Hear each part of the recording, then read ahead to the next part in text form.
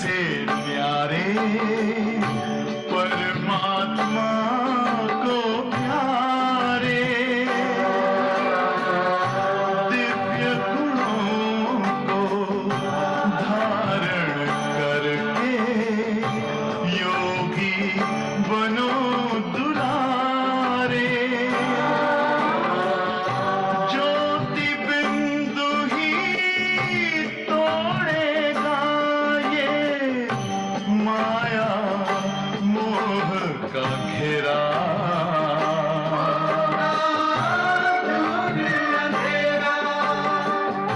अंतर मन में ज्योति जगा लो होगा दूर अंधेरा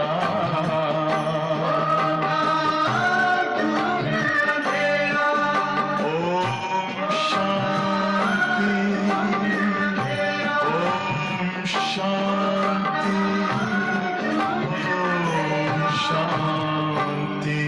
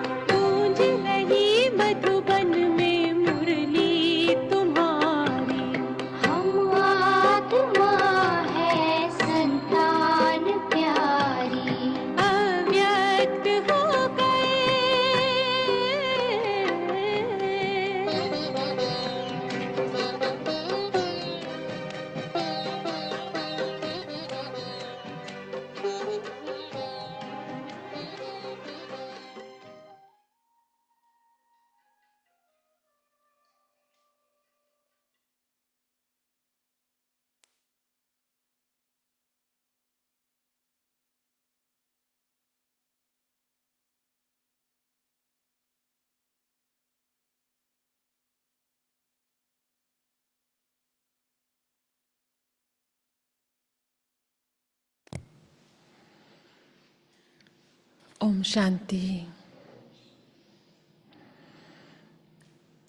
आज हम अव्यक्त बाप दादा के अव्यक्त महावाक्य सुनेंगे, जिसकी ओरिजिनल डेट 17 मार्च सन 2003 में चले हैं और आज की डेट 22 दिसंबर सन 2024।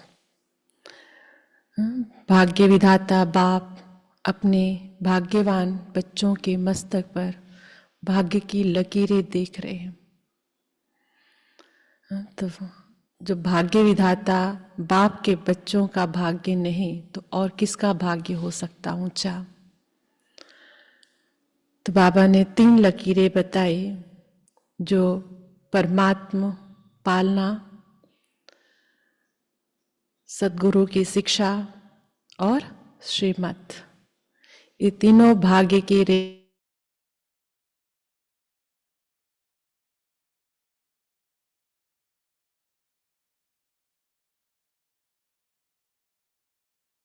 पालना, शिक्षा और मत महत्व रखता है। लेकिन उस मानव मत में और ये परमात्मा मत है। यहाँ तक कि बाबा ने कहा देवताओं के भी मत होंगे। सत्युग में भी पालना, पढ़ाई और मत तो मिलेगी ना, लेकिन वो मानव मत देव मत है। लेकिन यहाँ परमात्मा पालना, परमात्मा पढ़ाई और परमात्मा शिक्षा मत, श्रीमत सद्गुरु के रूप में मिल रही है। तो कितने भाग्यशाली हो, अपने भाग्य को देखो तो सही। अपने भाग्य को जो बाबा ने हम बच्चों को स्वमान अलग अलग दिए हैं। बच्चे अपने भाग्य को सोचते तो हैं, लेकिन अब सोचने के साथ स्वरूप बनो। सोचता नहीं, लेकिन स्मृति स्वरूप बनो। स्मृति से ही आत्मा समर्थ बनेगी। हम सुनते हैं बाप दादा के डायरेक्ट महावाक्य। मुरली की हेडिंग है सदा अपने स्वमान में रहना, सम्मान देना, सबका सहयोगी बनना और समर्थ बनाना।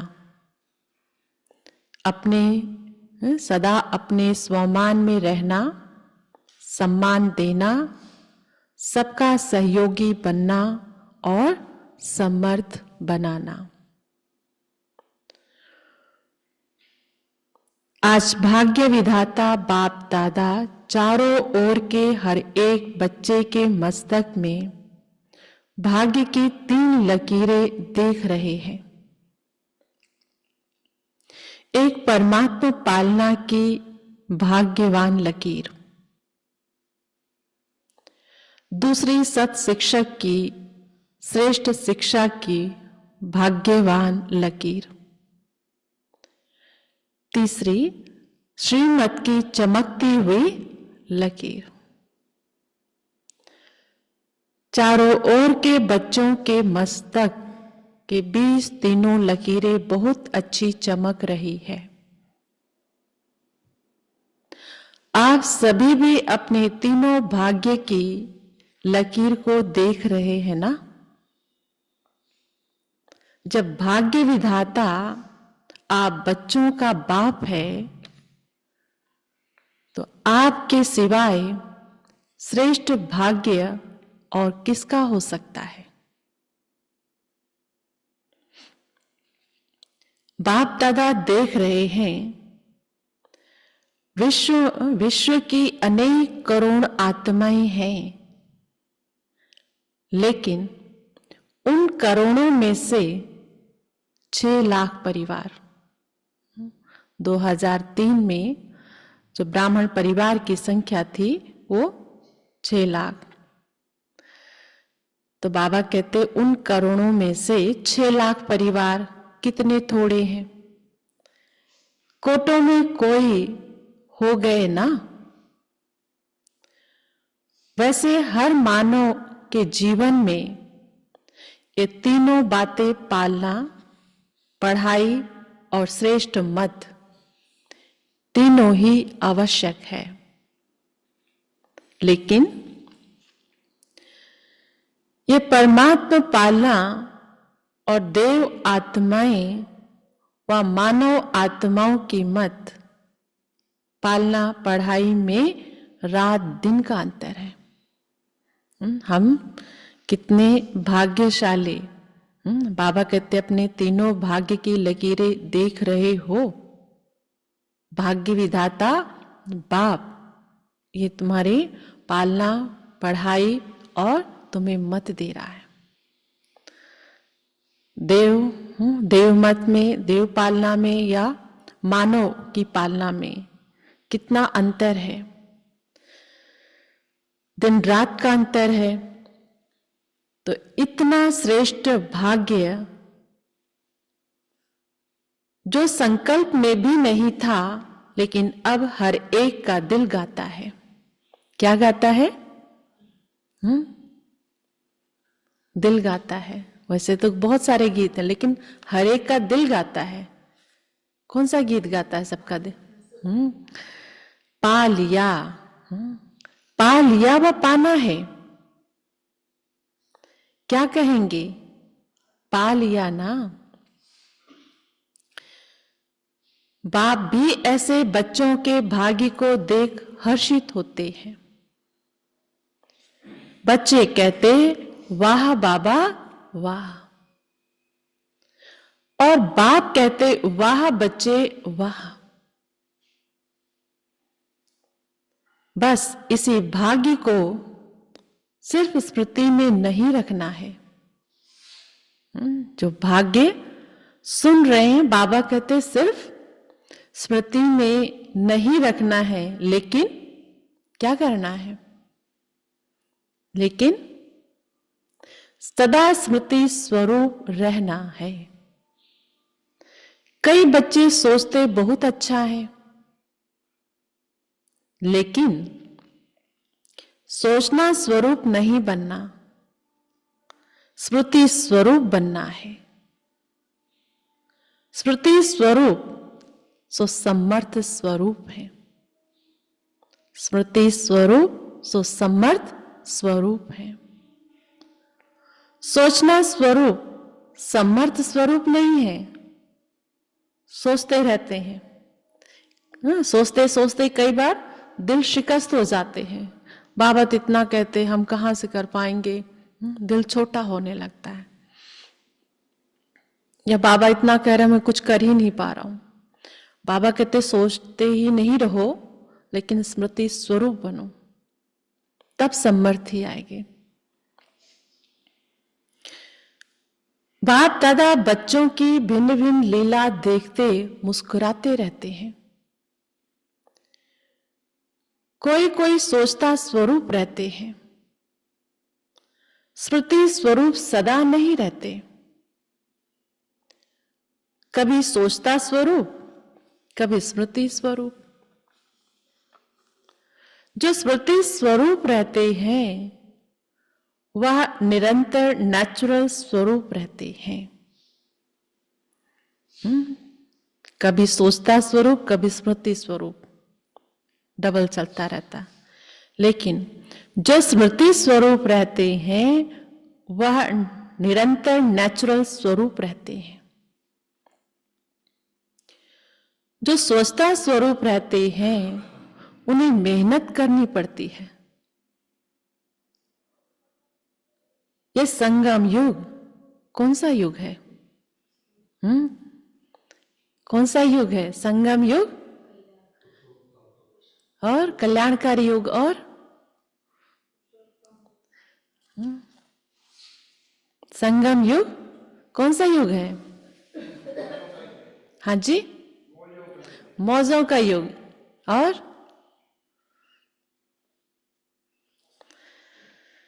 सोचो, ये संगम युग मेहनत का युग नहीं है, सर्व प्राप्तियों के अनुभवों का युग है। अब प्राप्ति का अनुभव नहीं करेंगे तो कब करेंगे? 63 जन्म मेहनत के, लेकिन अब मेहनत का फल प्राप्त करने का युग अर्थात समय है। बाप दादा देख रहे थे कि देह भान की स्मृति में रहने में क्या मेहनत की। मैं फलाना हूं, मैं फलाना हूं, ये मेहनत की? नेचुरल रहा ना? आज हमारे नाम से कोई किसी और को बुलाए, तुरंत गर्दन घूमेगा। एक नेचुरल भान है। नेचर बन गई ना बॉडी कॉन्शियस की। इतनी पक्की नेचर हो गई जो अभी भी कभी कभी कई बच्चों को आत्माभिमानी बनने के समय बॉडी कॉन्शियस अपनी तरफ आकर्षित कर लेती है। बैठे योग में है, लेकिन देह भान इतना हो गया है जो स्टेबल बैठ ही नहीं पाते हैं। मन में जब एकाग्रता नहीं होती तो दैहिक एकाग्रता भी नहीं आती। कभी इधर गर्दन, कभी स्थिर होकर नहीं बैठ पाते, क्योंकि देह अभिमान अपनी तरफ खींचता रहता है।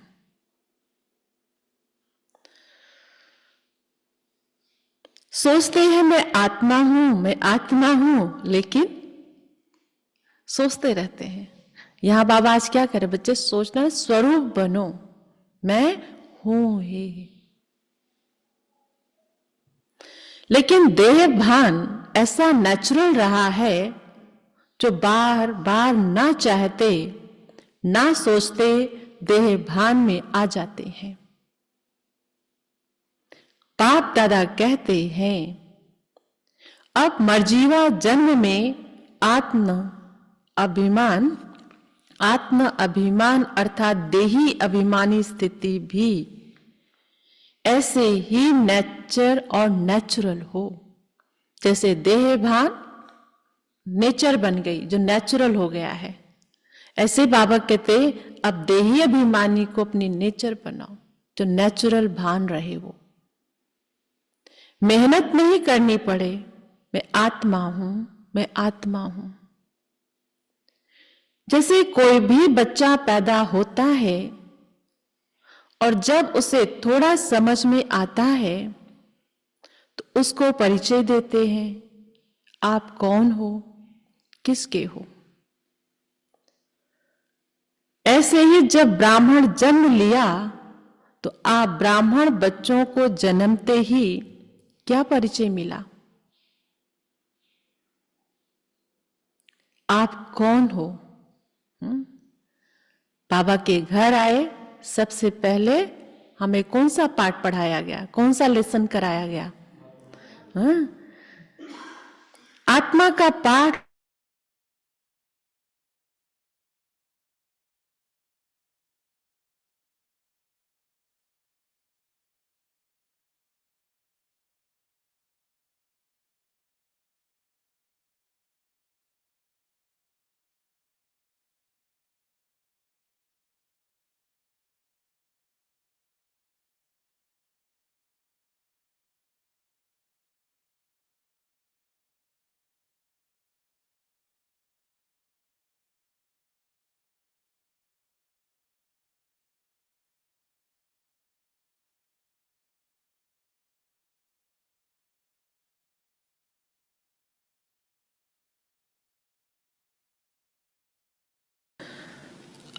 अब निरंतर और नेचुरल स्मृति स्वरूप बनना ही है।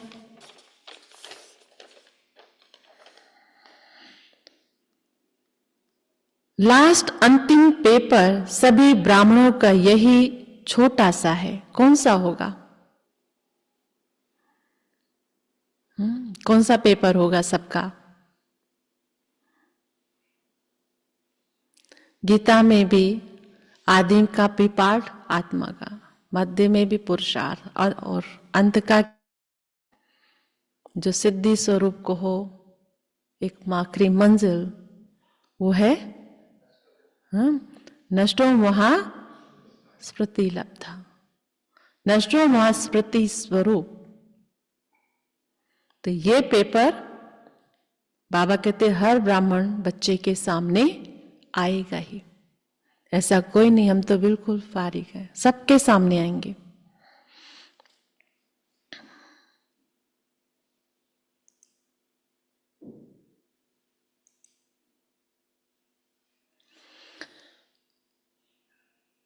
तो इस वर्ष में क्या करेंगे? तो इस वर्ष में क्या करेंगे? कई बच्चे पूछते हैं इस वर्ष में क्या विशेष लक्ष्य रखें? तो बाप दादा कहते हैं सदा देही अभिमानी स्मृति स्वरूप भव।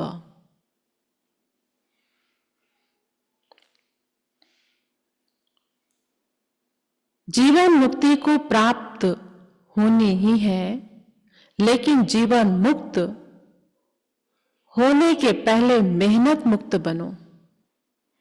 जीवन मुक्ति तो प्राप्त तो होनी ही है, लेकिन जीवन मुक्त होने के पहले मेहनत मुक्त बनो। संगम युग प्राप्तियों का युग है, ये नहीं कि अंत तक मेहनत ही करते रहें। जब आत्मा आत्मिक स्वरूप देही अभिमानी स्वरूप सिद्धि स्वरूप है, आत्मा ने जो संकल्प किया उसको प्राप्ति स्वतः होगी। ये स्थिति समय को समीप लाएगी और आपके सर्व विश्व के भाई और बहनों का दुख अशांति से मुक्त करेगी। आपकी ये स्थिति आत्माओं के लिए मुक्ति धाम का दरवाजा खोलेगी। जब खुद मेहनत से मुक्त रहेंगे तभी दूसरों को अनेक परेशानियों से हम मुक्त कर सकते हैं। खुद ही मेहनत कर रहे हैं देह में इतने उलझे देह से मुक्त होने का, तो दूसरों को मुक्ति क्या दिलाएंगे? तो अपने भाई बहनों के ऊपर रहम नहीं आता।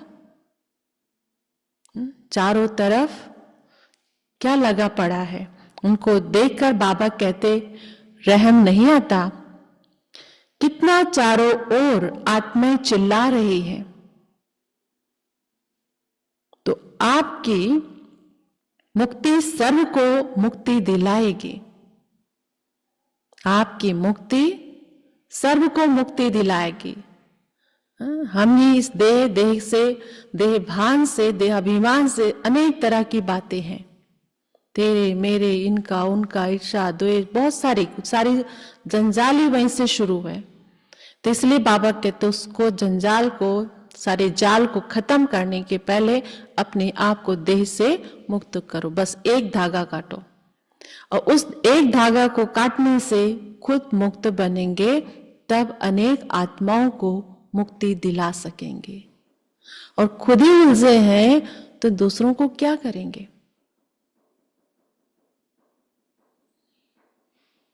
ये चेक करो, नेचुरल स्मृति सुसमर्थ स्वरूप कहां तक बने हैं।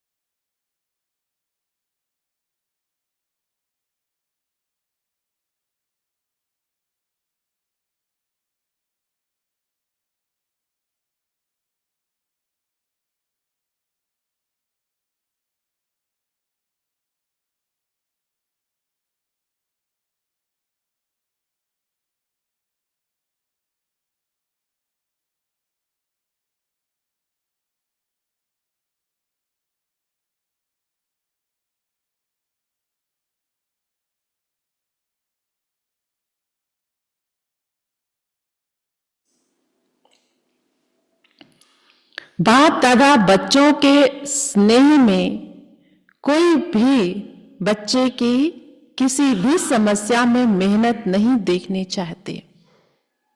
भगवान को प्यार अपने बच्चों से, तो बच्चों को मेहनत करता हुआ नहीं देखना चाहते, मेहनत मुक्त देखना चाहते हैं। समस्या समाप्त और समाधान समर्थ स्वरूप। समस्या समाप्त और समाधान समर्थ स्वरूप। क्या यह हो सकता है? बोलो दादियां, हो सकता है। टीचर्स बोलो, हो सकता है। पांडव, हो सकता है। फिर बहाना नहीं बताना, ये था ना, ये हुआ ना, ये नहीं होता तो नहीं होता। बाप दादा बहुत मीठे मीठे खेल देख चुके हैं। कुछ भी हो, हिमालय से भी बड़ा 100 गुना समस्या का स्वरूप हो, चाहे तन द्वारा, चाहे मन द्वारा, चाहे व्यक्ति द्वारा, चाहे प्रकृति द्वारा समस्या।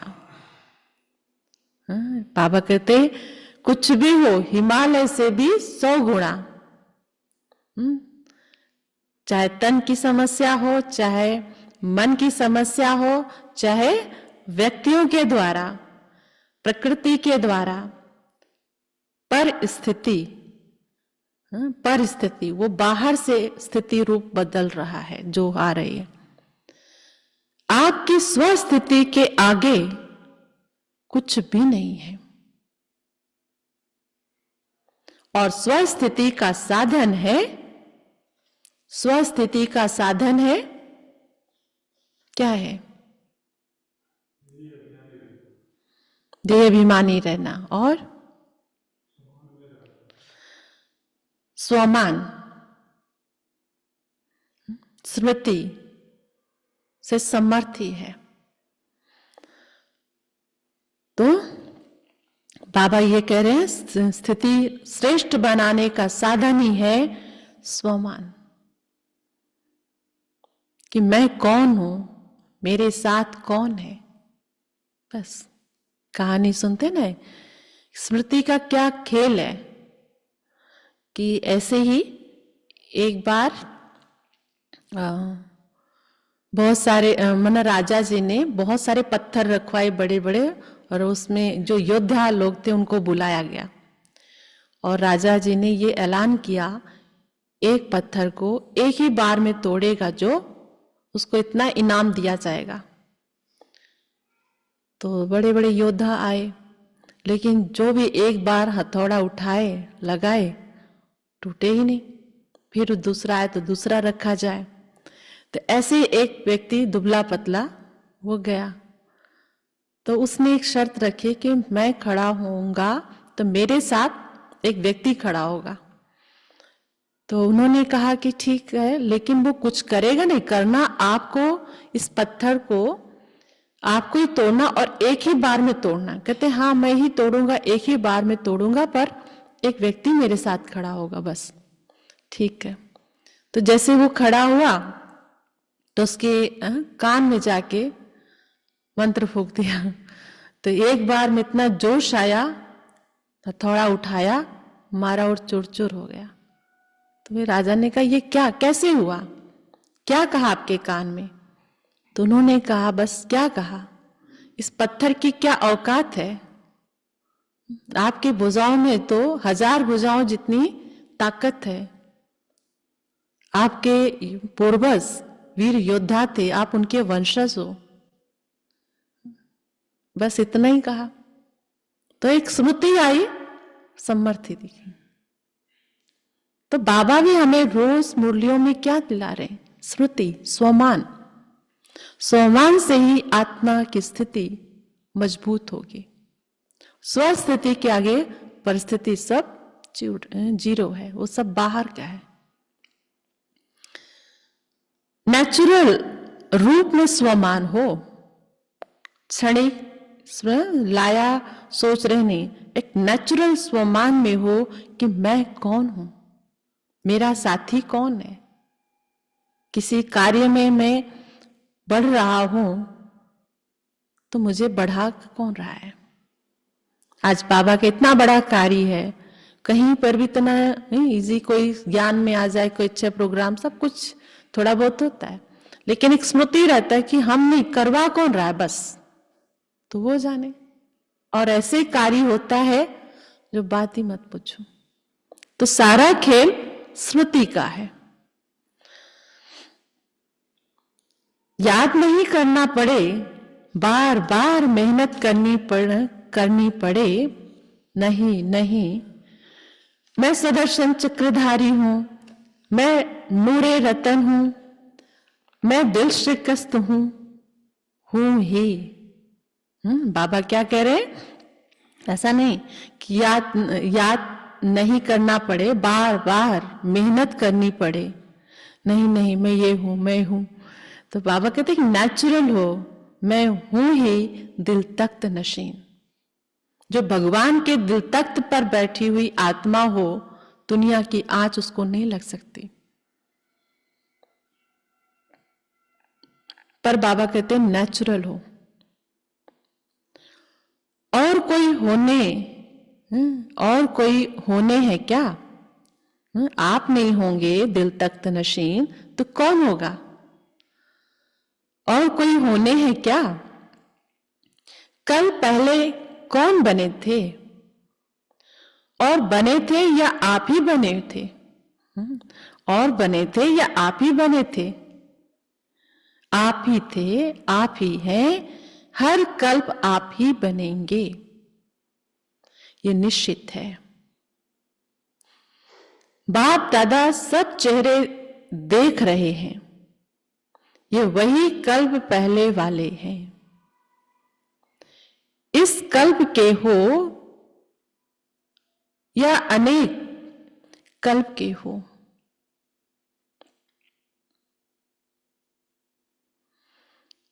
अनेक कल्प के हो ना, हो हाथ उठाओ जो हर कल्प वाले हैं, फिर तो निश्चित है ना, कोई डाउट नहीं है। आपको तो पास सर्टिफिकेट मिल गया ना, कि लेना है, मिल गया है ना, मिल गया है या लेना है, कल पहले मिल गया है, अभी क्यों नहीं मिलेगा? जब कल पहले मिला है तो अभी क्यों नहीं मिलेगा?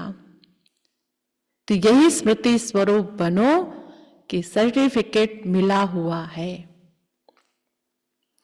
चाहे पास विद ऑनर का, चाहे पास का, ये फर्क तो होगा, लेकिन हम ही हैं।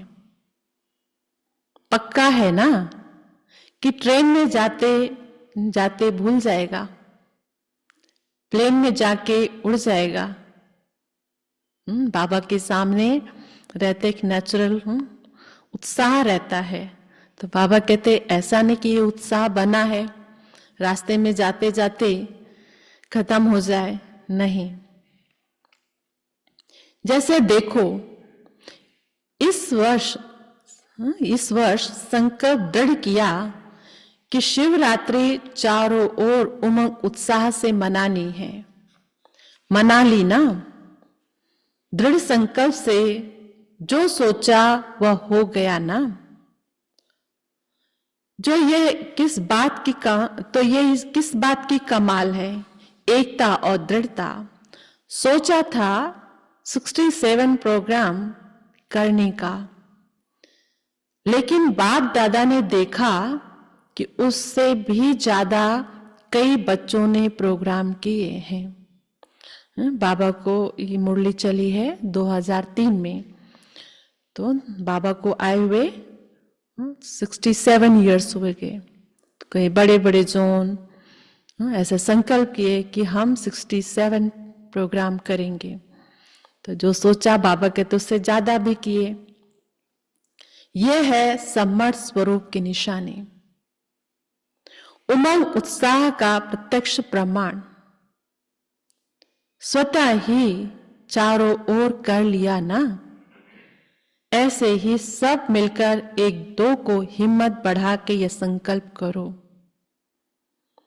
अब समय को समीप लाना ही है, आत्माओं को मुक्ति दिलानी है। लेकिन तब होगा, ये सब कब होगा? जो आज मुरली में बाबा पक्का करा रहे हैं, लेकिन तब होगा जब आप सोचना स्मृति स्वरूप में लाएंगे। सुन रहे हैं, संकल्प चलता है, लेकिन बाबा कहते वो स्वरूप में हो, नेचुरल बन जाए। बाप दादा ने सुना है कि फॉरेन वालों की भी विशेष स्नेह मिलन व मीटिंग है और भारत वालों की भी मीटिंग है। तो मीटिंग में सिर्फ सेवा के प्लान नहीं बनाना, लेकिन बैलेंस का बनाना। ऐसा एक दो के सहयोगी बनो जो सभी मास्टर सर्वशक्तिवान बन आगे उड़ते चले।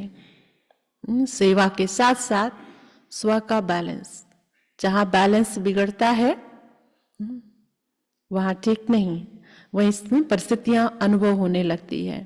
तो इसलिए बाबा कहते हैं बैलेंस। दाता बनकर सहयोग दो, बातें नहीं देखो, सहयोगी बनो। घर में भी कुछ हो, सब बातें पकड़ ले तो कैसे होगा? हाँ, सहयोगी बनते हैं तब आगे बढ़ जाते हैं। स्वामान में रहो और सम्मान देकर सहयोगी बनो, क्योंकि किसी भी आत्मा को अगर आप दिल से सम्मान देते हो, ये बहुत बहुत बड़ा पुण्य है। क्योंकि कमजोर आत्मा को उमंग उत्साह में लाया तो कितना बड़ा पुण्य है। स्वामान में रहकर सम्मान दो। अपने स्वामान को बाबा कहते नहीं बोलो। गिरे हुए को गिराना नहीं है, गले लगाना है, अर्थात बाहर से गले नहीं लगाना। गले लगाना अर्थात बाप समान बनाना, उठाने का लक्ष्य है। आज की दुनिया में बाहर तो बहुत गले लगाते, लेकिन जहां मुंह फिरा, सामने देखो तो कैसे देखें, और पीछे मुंह ही फेर लेंगे। तो बाबा कहते बाहर से नहीं, भीतर से हर एक आत्मा उठे, आगे बढ़े, सहयोग देना। तो पूछा है ना कि इस वर्ष क्या क्या करना है? बाप समान बनना है। तो इस वर्ष बाबा ने पूछा क्या क्या करना है? बस सम्मान देना और स्वमान में रहना। समर्थ बन समर्थ बनाना, व्यर्थ की बातों में नहीं जाना। जो कमजोर आत्मा है ही कमजोर, उसकी कमजोरी को देखते रहेंगे तो सहयोगी कैसे बनेंगे? सहयोग दो तो दुआएं मिलेगी। सबसे सहज पुरुषार्थ है और कुछ भी नहीं कर सकते हो, तो सबसे सहज पुरुषार्थ है दुआएं दो, दुआएं लो। कैसे होगा?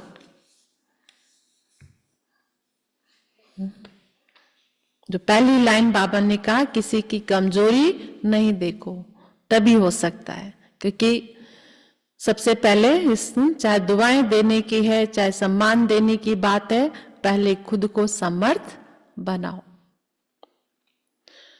सम्मान दो और महिमा योग्य बनो। सम्मान देने वाला ही सर्व द्वारा माननीय बनते हैं, और जितना अभी माननीय बनेंगे उतना ही राज्याधिकारी और पूज्य आत्मा बनेंगे। देते जाओ, लेने का नहीं। लो और दो ये तो बिजनेस वालों का काम है। आप तो दाता के बच्चे हो, बाकी बाप दादा चारों ओर के बच्चों की सेवा को देख खुश हैं। सभी ने अच्छी सेवा की है, लेकिन अभी आगे बढ़ना है ना। वाणी द्वारा सभी ने अच्छी सेवा की, साधनों द्वारा भी अच्छी सेवा की रिजल्ट निकाली। ये शिवरात्रि की बहुत अच्छी सेवाएं हुई थी, बड़े बड़े प्रोग्राम हुए थे। तो साधनों के द्वारा मतलब कि उस समय DD1 चैनल सभी चैनल पे चले, माना सभी स्टेट में चले थे, और जहाँ जहाँ के प्रोग्राम होते थे वो प्रोग्राम भी DD1 पे देते थे। तो DD1 में आना वो उस समय बड़ा मुश्किल होता था। आधा आधा घंटे का भी शिवरात्रि के दिनों में पूरा हर रोज चल रहा था। तो बाबा ने वही कह रहे कि वाणी द्वारा सभी ने अच्छी सेवा की, साधनों द्वारा अच्छी सेवा की रिजल्ट निकाली। क्योंकि मीडिया वाले भी ऐसे थोड़ी दे देंगे, जब तक उनकी सेवा ना हो, उनको आए गए ना हो, तब तक कहाँ करते हैं। तो बाबा कहते बच्चों की सेवा को देखकर बाप भी खुश है। अनेक आत्माओं का उलहना भी समाप्त किया। साथ साथ समय की तीव्र गति की रफ्तार देख बाप दादा यही चाहते हैं कि सिर्फ थोड़ी आत्माओं की सेवा नहीं करनी है, लेकिन विश्व की सर्व आत्माओं के मुक्ति दाता निमित्त आप हो। क्योंकि बाप के साथ ही हो, तो समय की रफ्तार प्रमाण अभी एक ही समय इकट्ठा 3 सेवाएं करनी है, मनसा वाचा और कर्मणा। तो तीनों सेवाएं बाबा कहते एक साथ, तो कितने समर्थवान बनना है। वाणी द्वारा भी करेंगे तो जो सामने उसको सुना रहे, लेकिन वाणी की पावर की ताकत, वाणी की ताकत है। लेकिन एक संकल्प भी हमारे पूरी दुनिया में फैले तो कितना समर्थ संकल्प चाहिए, कितने पावरफुल चाहिए। एक वाणी, दूसरा स्व शक्तिशाली स्थिति, और तीसरा श्रेष्ठ रूहानी वाइब्रेशन। एक वाणी, दूसरा स्व शक्तिशाली स्थिति।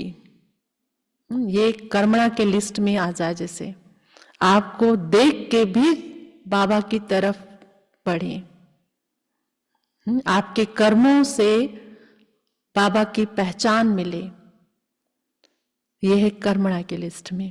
तो दूसरा स्व शक्तिशाली स्थिति, और तीसरा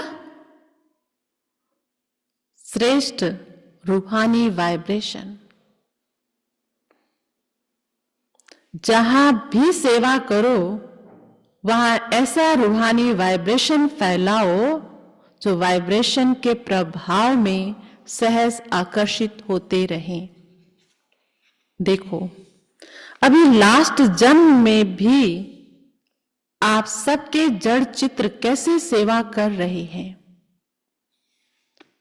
क्या वाणी से बोलते हैं? मूर्ति के सामने जाओ, क्या उसमें वाइब्रेशन ही तो कैच करते हैं, फीलिंग ही तो आती है, मूर्ति थोड़ी कुछ बोलती है। तो बाबा कहते देखो, आपके जड़ चित्र भी कैसे सेवा कर रहे हैं, क्या वाणी से बोलते हैं? वाइब्रेशन ऐसा होता है जो भक्तों की भावना का फल सहज मिल जाता है। ऐसे वाइब्रेशन शक्तिशाली हो, वाइब्रेशन में सर्व शक्तियों की किरणें फैलती हो, वायुमंडल बदल जाए। वाइब्रेशन ऐसी चीज है, वायुमंडल बदल जाए, वाइब्रेशन ऐसी चीज है जो दिल में छाप लग जाती है। आप सबको अनुभव है किसी आत्मा के प्रति अगर कोई अच्छा या बुरा वाइब्रेशन आपके दिल में बैठ जाता है तो कितना समय चलता है? बहुत समय चलता है ना। फलानी जगह गए थे तो क्या था, आज भी मधुबन में जाए तो उतना ज्ञान से भी ज्यादा वहां गए थे ना, वो चीज अनुभव हुआ। सुनते सुनते कितने दिन में भूल भी जाता है पॉइंट, लेकिन उस स्थान पे गए तो कितना अच्छा एक वाइब्रेशन कैच किया आत्मा ने, वो नहीं भूलता है। बहुत समय चला जाता है ना, निकालने चाहो तो भी नहीं निकलता। किसका बुरा वाइब्रेशन बैठ जाता तो सहज निकलता है। तो आपका सर्व शक्तियों के किरणों का वाइब्रेशन छाप का काम करेगा। वाणी भूल सकती है लेकिन वाइब्रेशन के छाप सहज नहीं निकलती है। अनुभव है ना अनुभव। हर ब्राह्मण आत्मा को अनुभव है। वैसे नहीं तो अच्छा, नहीं तो बुरा। 10 साल पहले 20 साल पहले ये हुआ था, वहां गए थे। हर तरह का जो एक फीलिंग है, शब्द तो भूल गया था, पता नहीं, बस वो कहने का भाव कुछ अलग था, शब्द नहीं याद है, फीलिंग याद रहती है। ये गुजरात ने, बॉम्बे ने जो उमंग उत्साह दिखाया, उसको भी बाप दादा पदम पदम गुणा मुबारक देते हैं। क्यों? क्योंकि ये एक मेगा प्रोग्राम बड़े बड़े हुए थे। विशेषता क्या रही? क्यों मुबारक देते हैं? फंक्शन तो बड़े बड़े करते रहते हो, लेकिन खास मुबारक क्यों दे रहे हैं? क्योंकि दोनों तरफ की विशेषता रही, एकता और दृढ़ता की। जहां एकता और दृढ़ता है वहां 1 वर्ष के बजाय 1 मास वर्ष के समान है। सुना? गुजरात और बॉम्बे ने। अच्छा, अभी सेकंड में ज्ञान सूर्य स्थिति में स्थित हो, चारों ओर के भयभीत हलचल वाली आत्माओं को सर्व शक्तियों की किरणें फैलाओ। बहुत भयभीत हैं, शक्ति दो, वाइब्रेशन फैलाओ। अच्छा, फिर बाप दादा ने ड्रिल कराई है कि चारों तरफ जो भयभीत हैं, जो गुजरात में उस समय शायद कुछ हलचल भी मची थी, गवर्नमेंट हिंदू मुसलमानों का था, तो उस समय बाबा ने कहा कितने भयभीत हुई हैं आत्माएं, तो उनको भी वो वाइब्रेशन दो। सभी 1 सेकंड में ज्ञान सूर्य स्थिति में स्थित हो, चारों ओर ये वाइब्रेशन फैलाओ। कैसे? जैसे सूर्य की किरण कैसे धरती पे पड़ रही, ऐसे ज्ञान सूर्य शिव बाबा की शक्तिशाली किरणें मुझ आत्मा पर पड़ रही है और मेरे से चारों तरफ ये शक्तिशाली प्रकंपन फैल रही है।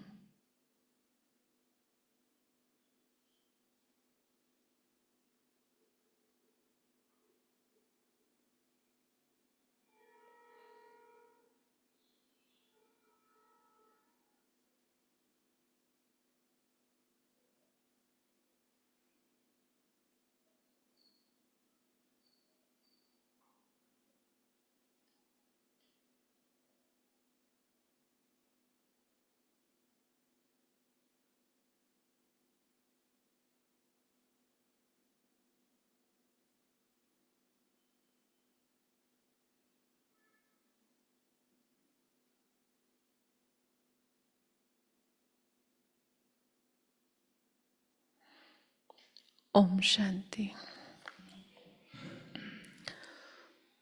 चारों ओर के बच्चों के भिन्न भिन्न याद प्यार और समाचार के पत्र और ईमेल बाप के पास पहुंच गए हैं। हर एक कहता है मेरी भी याद देना, मेरी भी याद देना। मधुबन जाते ना, एक सेंटर से कोई भाई बहन जा रहे, सब एक साथ तो नहीं जाते, जो जाता है तो बाबा को मेरी याद देना, हाँ?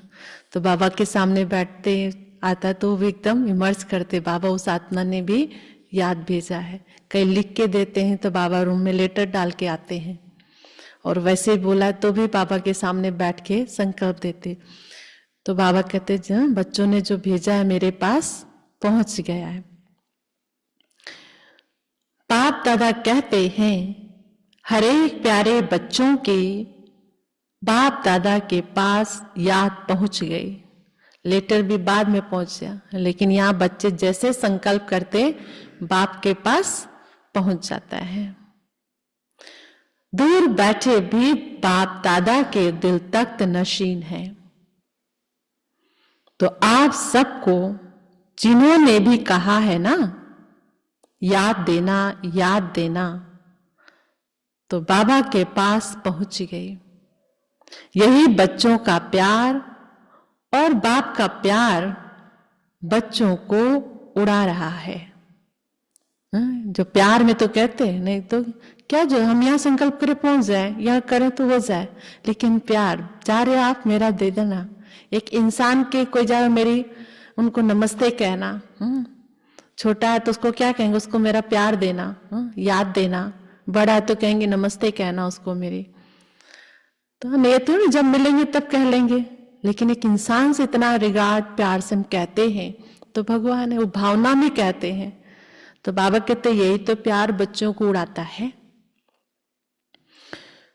चारों ओर के अति श्रेष्ठ भाग्यवान कोटों में कोई विशेष आत्माओं को सदा स्वमान में रहने वाले, कोटों में कोई विशेष आत्माओं को सदा स्वमान में रहने वाले, सम्मान देने वाले, सर्वसेबल बच्चों को सदा स्मृति स्वरूप सुसमर्थ स्वरूप आत्माओं को सदा अचल अडोल स्थिति के आसन पर स्थित सर्वशक्ति स्वरूप बच्चों को बाप दादा का याद प्यार और नमस्ते। हम रूहानी बच्चों के रूहानी बाप दादा को नमस्ते नमस्ते नमस्ते। शुक्रिया बाबा। दादी जी से बाप दादा आपके ऊपर विशेष खुश है। क्यों खुश है? विशेष इस बात पर खुश है कि जैसे ब्रह्मा बाप सभी को ऑर्डर करता था ये करना है अभी करना है, ऐसे आपने भी ब्रह्मा बाप को फॉलो किया। आप भी मेरे साथ हैं। तो दादी कहते हैं कि आप मेरे साथ हो ना, तभी तो मैं अधिकार से कहती हूँ सबको, और सब फिर कहते आज्ञा सिर माथे। वह तो है ही, निमित्त तो आप बनी हो ना। और ऐसा दृढ़ संकल्प किया जो चारों ओर सफलता है। इसलिए आप में रूहानी ताकत बहुत गुप्त भरी हुई है। तबीयत ठीक है, रूहानी शक्ति इतनी भरी हुई है जो तबीयत कुछ भी नहीं है, वो खेल है, लेकिन आत्मा में ताकत है ना। अभी दादियां भी क्या है, सब तो भाई बने, लेकिन वो बैठे ही हैं, वो पावर काम कर रही है। कमाल है ना। दादियों का मिलना देखकर सबकी दिल होती है। हम भी दादी होते तो मिलते ना, फोटो देखते ना दादियां कैसे, दादियां आपस में मिलते, बाबा के गले मिलते थे। तो आप भी दादी बनेंगे। अभी बाप दादा के प्लान, अभी बाप दादा ने प्लान बनाया है दिल में, अभी दिया नहीं है।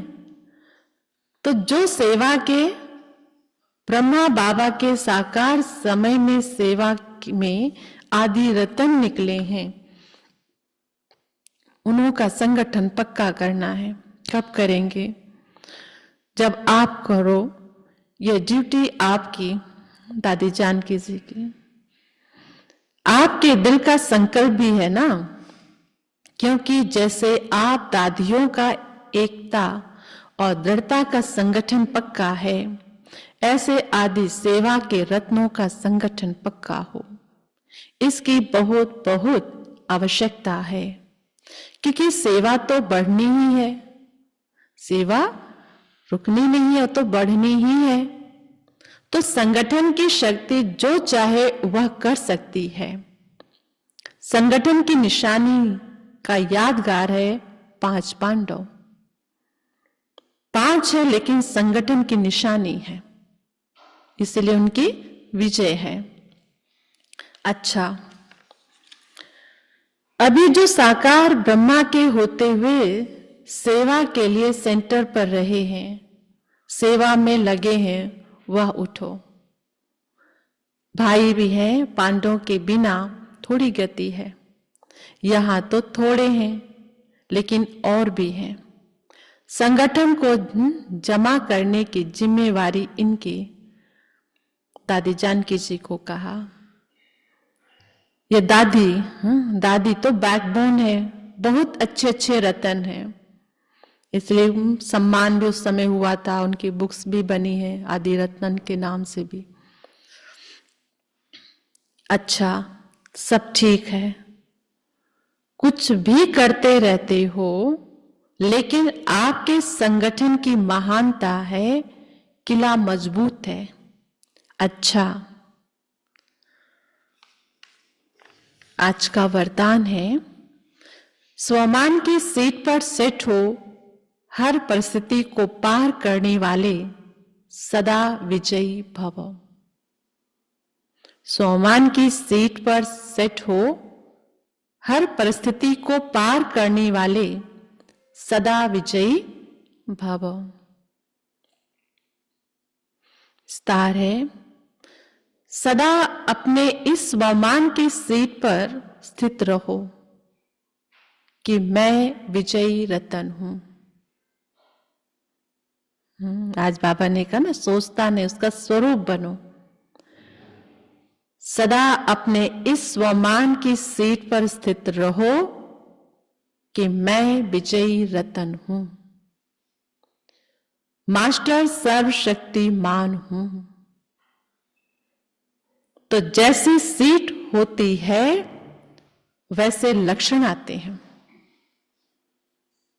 कोई भी परिस्थिति सामने आए तो सेकंड में अपने इस सीट पर सेट हो जाओ। सीट वाले का ही ऑर्डर माना जाता है। सीट पर रहो तो विजयी बन जाएंगे। संगम युग है ही सदा विजयी बनने का युग। यह युग को वरदान है, तो वरदानी बन विजयी बनो। हम इस वरदानी युग में हैं, तो बाबा के संगम युग है ही सदा विजयी बनने का युग। ये युग को वरदान है, तो वरदानी बन विजयी बनो। स्लोगन, सर्व आसक्तियों पर विजय प्राप्त करने वाले शिव शक्ति पांडव सेना है। सर्व आसक्तियों पर विजय प्राप्त करने वाले शिव शक्ति पांडव सेना है। आसक्ति माना अनेक तरह की इच्छाएं, ये चाहिए वो चाहिए, आसक्ति। तो बाबा कहते जो आत्मा भरपूर है वो सदा विजयी रहेगी। तो वो कौन है? शिव शक्ति पांडव सेना।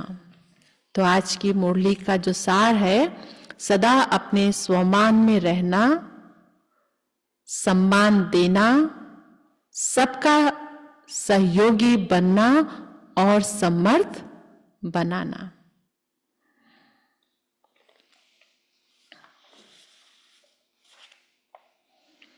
आज के अव्यक्त इशारे के पॉइंट है, 22वें पॉइंट है, संतुष्टता अर्थात दिल दिमाग सदा आराम में हो। संतुष्टता अर्थात दिल दिमाग सदा आराम में हो, सुख चैन की स्थिति में हो। संतुष्टता बाप की और सर्व की दुआएं दिलाती है। संतुष्ट आत्मा समय प्रति समय सदा अपने को बाप और सर्व की दुआओं के विमान में उड़ता हुआ अनुभव कराएगा।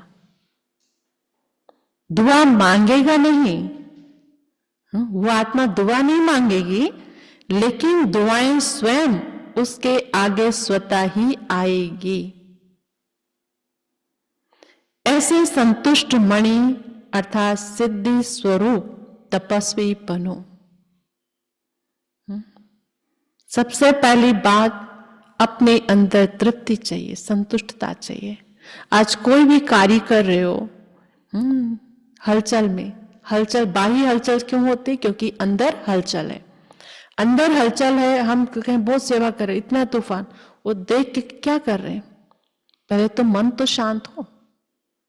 तो वो कर्मों से देख के स्वतः ही इंसान की दुआएं निकलती है। जो देखेगा, जिसके निमित्त बनेंगे, उसके उस कार्य में उस समय भी वहां एक खुशी का वायुमंडल होगा। तो बाबा ये कहते हैं, दुआ मांगेगा नहीं, भरपूर है आत्मा, लेकिन दुआएं हैं, और दुआएं वैसे कोई मांगी नहीं जाती है, लेकिन दुआएं स्वयं उसके आगे स्वतः ही आएगी। दुआएं कमाई जाती है, दुआएं मांगी नहीं जाती, दुआएं स्वतः मिलती है। ऐसे संतुष्ट मणि अर्थात सिद्धि स्वरूप तपस्वी बनो। अच्छा, ओम शांति।